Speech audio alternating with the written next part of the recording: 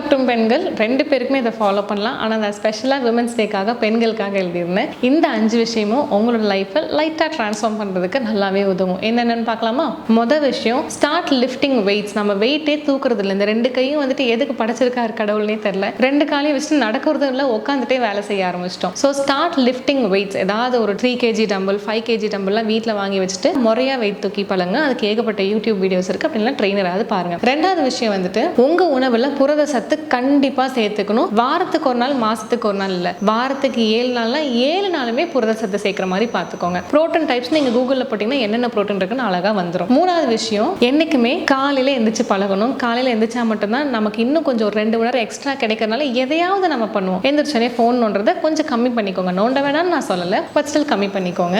அதே மாதிரி ஒரு நாளில் 24 மணி நேரம் இருந்ததுன்னா அதில் ஒரு 45 நிமிஷமாவது நடைப்பயிற்சி பண்ணுங்க. அது நிறைய விஷயங்கள் வந்து நம்மளை காப்பாற்றும். 5வது, ப்ரெசென்டபிளாக இருக்கணும். என்றைக்குமே பார்க்கறதுக்கு டக்குனுச்ச புதுசாக மலர்ந்த பூ மாதிரி இருக்காங்களே அப்படிங்கிற மாதிரி ஆல்வேஸ் பி ப்ரெசென்டபிள். இந்த 5 விஷயத்தையும் நீங்கள் கண்டிப்பாக ஃபாலோ பண்ணுங்க. ஒரு நல்ல சேஞ்ச் வந்துட்டு கிடைக்கும்.